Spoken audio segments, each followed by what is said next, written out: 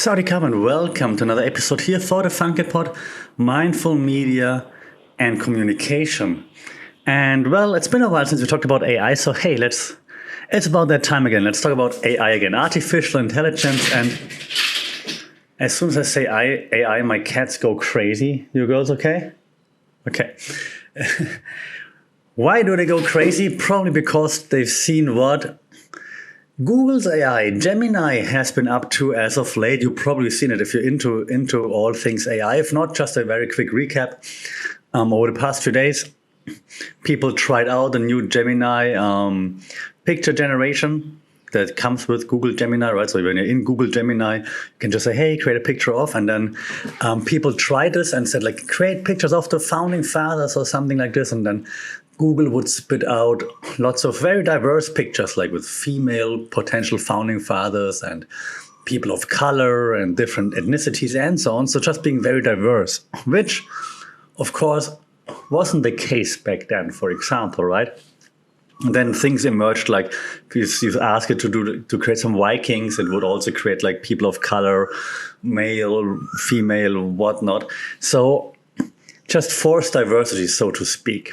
So that was just why Google's Gemini has been in the news. And I thought, well, it's interesting to just think a little bit about it from like a communications point of view. Why is it happening and what does it mean? All right. So like I said, the go-to example now over the past few days was like the founding fathers thing. And then Gemini would like make it very diverse, even though, of course, back then it wasn't that diverse. So, and since I just actually had a class on diversity, and we're having a class that's titled Media and Social Diversity at our uni, for example, I thought it just fits very well into the theme right now, because we just talked about it at uni. Okay, so I think it's a good time, at least for us here, to talk about like wokeness, PC, and AI, and why is it happening and where might it go? Okay, so if you talk about the case of the woke AI, right? Like, is Gemini and are other AI platforms woke? And interestingly enough, I did a similar test like 6 months ago or so, maybe, with GPT-4, so ChatGPT, in the picture generation via DALL-E and Midjourney. And I did the same thing. I said, please create what did I say? Picture of the average German, because I'm from Germany, and like the average Thai person, because I'm in Thailand, right? And while Midjourney looked like more realistic to me, but that's of course like maybe biased, not too objective, but DALL-E actually also made a point of giving me male, female, and non-descriptive people. Is it the right way to say it? Which you might consider non-binary, whatever it might be. So like, you try to be very diverse, while Midjourney would give me only men, for example, like for both prompts, like differently looking, but only male. And DALL-E gave me a very diverse result. So just as an FYI. But now Gemini taking the diversity wokeness to a different level, of course. Like, so is Gemini too woke now is the question, and other AI, could they be too woke? Could wokeness be a problem, right? And the thing here is, of course, is hard to say, because now, is it like some sort of algorithmic bias that we see here? So the training data on which Gemini, for example, is trained, or like the decisions that Gemini is making, what are they based on? Are they based on the training data, or are they based on actual like prompts, like, for lack of a better term, like hardwired, and saying like be diverse, no matter what happens, be diverse. Always create like 4 diverse pictures, for example, right? Difficult, and both ways I think have issues. So there are issues attached to it. Like, I mean, obviously our world, past, present, future, will have biases, right? We can't prevent it. And of course, the biases that we have and had influence current training data, of course, like current texts that are out there, texts being any kind of content, right? Videos, text, written content, pictures, whatever. They all have biases. And this influences the training data, of course. And the way AI understands what we want, what we think is right and wrong and whatnot. On the other hand, then the people that are training the AI, that are giving the instructions, like back in the day, I would have said like server side. So people at Google, at OpenAI, that are in charge of the training, they of course also steer the training, right? And now if there's like a more woke mindset there, and I'm not hating on it just now, later I might, this might then also lead to like how AI understands the data it's presented with, right? It's a bit of like a two-step flow, if you will, right? So AI, the large language model, presented with data, but then to understand how to weigh the data, it turns to the person, the department, whatever, in charge of training the AI, right? If that makes sense. And well, if you look at we talked about two-step flow before, and that's not exactly two-step flow, but I just wanted to draw show some similarities there. A theory that we could look at would be like representation theory. This focuses usually on how groups based on race, gender, ethnicity, disability, whatever, are portrayed in the media. All right. So in this case, the AI seems to be overrepresenting diversity, and it might even not actually cut the might. I always say might to say that, but it actually even distorts our understanding of the past if that would hit the mainstream, right? Let's assume we're using AI for an online class for our high school students, for example, and then we're like, hey, AI, create whatever, like a historical representation of, and then it's super diverse, even though it wasn't diverse, right? So it could distort our understanding of the past. And obviously, inclusivity is incredibly important. I mean, like I said, we are actually having a class on diversity in the media, and we're trying to figure out how to make the media more diverse and inclusive. But in this case, it would be at the expense of historical accuracy, which of course wouldn't be beneficial for anyone, because you have to see that the past was not diverse, was not inclusive, in order to understand why inclusivity is so important, I think. Now, the question that we can also ask is artificial intelligence, is it like an activist? Is the AI like an activist? Is the AI trying to make life better, the world better? What's the intention? I mean, it's unlikely that AI developers, right, intentionally set out to rewrite history. They didn't say, hey, let's change history. I simply assume. It's more about the social construct of technology. We call it SCOT, okay, social construct of technology. That theory suggests that our values, social norms, current focus on diversity can unintentionally become embedded into tech that we create. Okay, so while, like I said, we are aware that in the past we didn't have inclusivity, we didn't have diversity, so now we want to have it, and that unintentionally, subconsciously influences the way we create new technology, new algorithms, whatever it might be. Okay, so I don't think that developers are saying let's erase history, because it would be counterproductive to your case actually. Because if there's nothing bad in history, then why would we have to focus on something now to change it, right?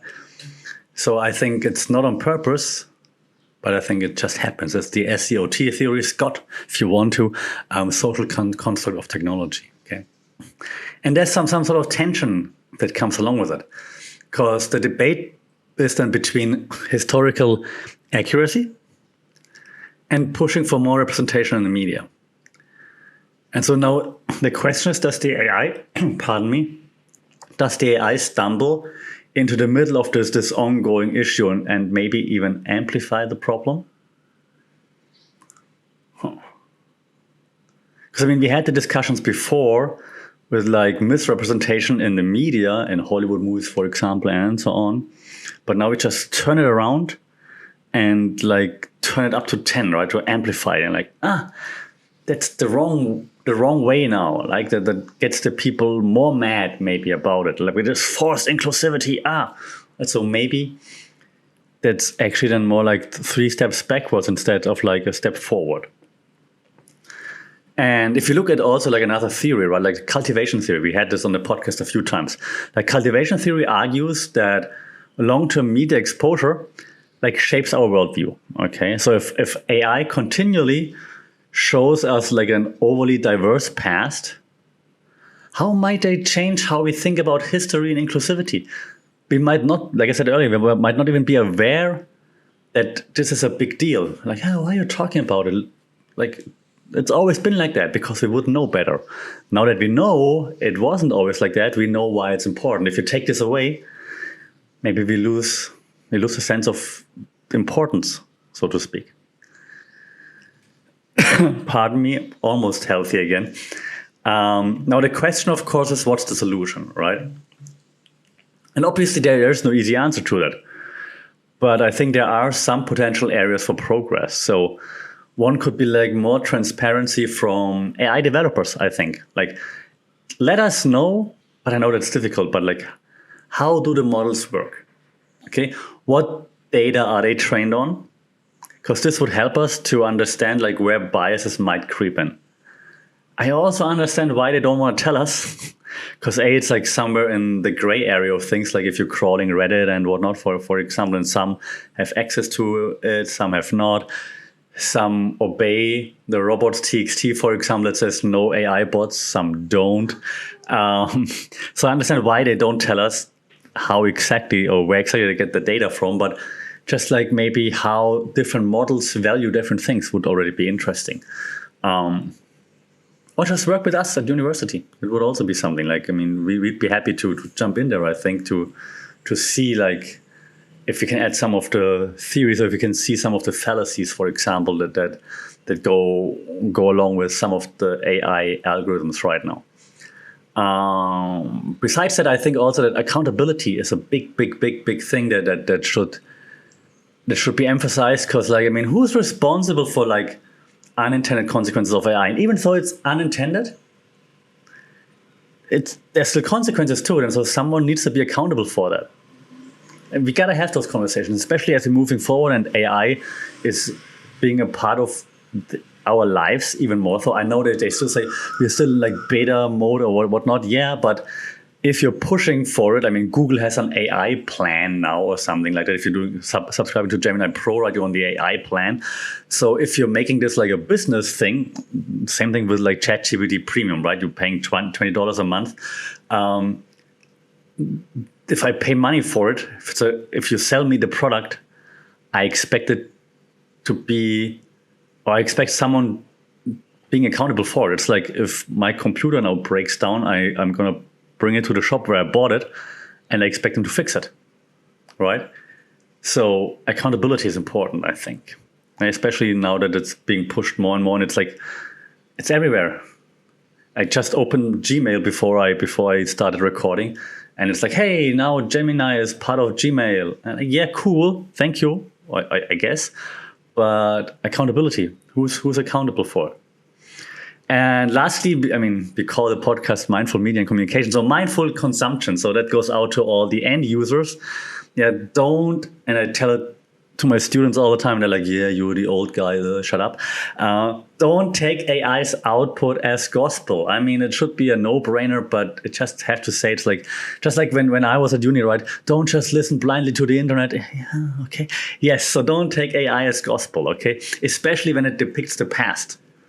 Yeah, so remain critical and remember AI is a tool. It's not a history textbook, okay? So that's just something we always need to be aware of. Like I talked about this on the podcast 1,000 times, so I'm not going to go into detail again, but media literacy. And media literacy means like all kinds of media, TV, news, but also the internet, and in particular AI right now. Okay? So be mindful. Don't just believe everything blindly, but you know that obviously, otherwise you wouldn't be listening to this podcast. All right. I'm curious, of course, to hear like, what do you think about it? Do you think, well, it's just some like, oh, is it an English thing? In Germany, we say like, it's just some baby illness when you like develop something new, and some small illness, and they're gonna get over it. They're gonna figure it out. It's gonna get away, and it's gonna get better. Or do you think it's a problem? And if the problem is like this right now, maybe it's just gonna get bigger and worse, and people just blindly trusting AI. So what's your take on diversity / wokeness when it comes to artificial intelligence? Should AI be pushing for inclusivity, for diversity? Should AI be more unbiased if there's a way to do that? And should it let us decide whether or not we want inclusive or non-inclusive pictures created, for example, videos? Next step, of course, is Sora from OpenAI. So what do we think? Just imagine if now what happened with Gemini is going to happen with Sora, and then it just creates like super inclusive footage of like historical events that weren't true, but then the high school students see, they're like, oh look, back then our first black president in 18 whatever. Like, what? No. And so what are your thoughts? I'm really curious to hear it. We just started like an AI and communications lab here, so we're really digging deep into that. We have some interviews, but we also do some actually academic research on the topic, so we'll be publishing that too. So stay tuned for that. I'm really curious to hear your takes on all things AI, communication, media, the impact, and so on. Do we trust it? Should we just switch it off before Skynet takes over? And let me know your thoughts. Until then, stay safe, take care, like, share, subscribe, leave a review, and as always, keep being mindful. Until next time, Sawadee Krap.